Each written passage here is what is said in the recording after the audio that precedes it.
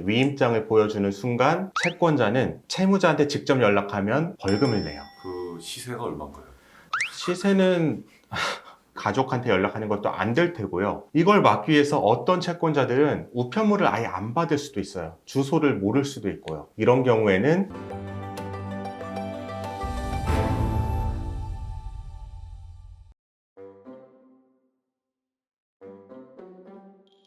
이전에 영상에서 개인회생 안 하고도 빚을 안 갚을 수 있는 방법에 대해서 다뤘는데 네. 개인회생 없이 도촉을 막는 방법도 있을까요? 있죠. 물론 지난번에 말씀드렸던 제도를 통해서도 독촉을 당하지 않는 것이 가능해요. 그런데 오늘은 기존에 말씀드린 것 이외에 독촉만 안 당할 수 있는 제도가 따로 있습니다. 전에 얘기했던 거는 독촉도 안 당하면서 채무도 탕감을 받는 제도였고, 오늘 얘기할 거는 채무 탕감 없이 독촉만 안 받는 제도예요. 그럼 이걸 하면은 당장에 전화가 안 와요? 당장에 전화가 안 옵니다. 설명을 드리겠습니다. 이 제도는 대부업법이라는 법에서 정하고 있고요. 그렇기 때문에 적용 대상은 대부업체에서 돈을 빌린 사람들이에요. 은행권에서 돈을 빌린 사람들은 해당하지 않아요. 이 제도는 뭐냐면 채무자 대리인 제도라는 거예요. 채무자 대리인이 뭐냐? 말 그대로 채무자를 대리하는 사람이 있고, 그 사람이 특정 변호사라는 사실을 금융기관에 알리는 겁니다. 그렇게 하면은 금융기관은 이 사람에게 직접 연락하는 것이 완전히 금지가 되고 대리인인 변호사에게만 연락할 수가 있어요. 이때 대리인은 변호사만 될 수 있어요. 법무사 안 되고요. 행정사도 안 돼요. 일반 사람도 안 돼요. 가족 친지도 안 되고요. 오로지 변호사만 채무자 대리인이 될 수가 있습니다. 그러면 이게 개인회생을 안 하고 막는 건데 네. 개인회생을 안 하면은 기본적으로 변호사가 없는 거 아닌가요? 이 채무자 대리인 제도만을 하기 위해서 변호사를 선임을 하는 거예요. 독촉을 금지하기 위해서. 그렇다면은 개인회생을 하시는 분은 돈이 없으니까 선임을 안 하겠죠. 또는 금지 명령으로 독촉을 안 받으니까 선임을 안 하겠지만, 독촉만 안 받길 원한다? 그러면 채무자 대리인을 선임을 해야 돼요. 그 시세가 얼마인가요?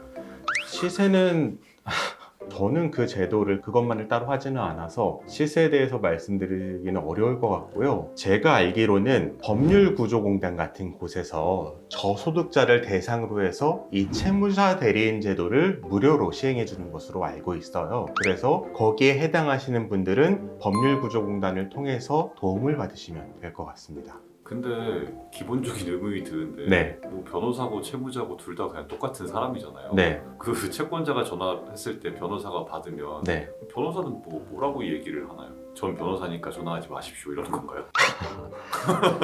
변호사니까 전화하지 말라는 건 아니고요. 지금 의뢰인이 돈이 없고 돈을 마련하는 대로 갚겠으니까 기다려달라, 이렇게 얘기를 하는 거죠. 근데 그게 네. 변호사가 아닌 사람이 그렇게 얘기를 하면은 네. 독촉을 하는 거고 네. 변호사인 사람이 얘기를 하면은 네. 독촉을 안 하는 거고 이런 거라는 건가요?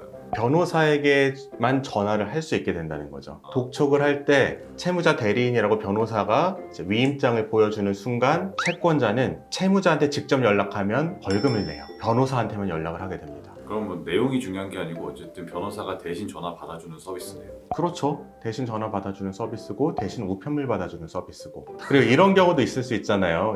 대부업체가 본인한테 연락 못하면은 나 가족한테 연락할래, 이럴 수도 있어요. 그 경우도 막을 수가 있어요. 가족도 채무자 대리인을 선임을 할 수가 있어요. 가족이 선임을 하면은 가족한테 연락하는 것도 안 될 테고요. 이걸 막기 위해서 어떤 채권자들은 우편물을 아예 안 받을 수도 있어요. 주소를 모를 수도 있고요. 이런 경우에는 처음에 독촉을 받은 채무자나 아니면 가족이 변호사의 위임장을 그 문자나 카톡으로 보내주면은 더 이상 또 추심을 못하게 됩니다. 그럼 만약에 이 영상을 보고 네. 제가 지금 당장 개인회생 할 생각은 없는데 네. 변호사님이 대신 전화 받아주는 서비스 네. 그거 좀 해주시면 안 되나요? 이렇게 문의하면은 그런데 이게 가장 중요하고 이거를 아셔야 되는데, 이 채무자 대리인 서비스의 적용 대상은 대부업체만 적용이 돼요. 대부업체 채권에만 적용이 되기 때문에 제1금융권이나 뭐 증권사 아니면 뭐 통신업체 이런 데에 채무가 있으신 분들은 해당이 안 되고요. 대부업체에 대해서 채무가 있는 분들만 해당을 합니다. 그 부분은 기억하시면 좋고, 말씀하신 대로 뭐 법률 자문 요청이 오면은 그때는 검토를 해봐야죠.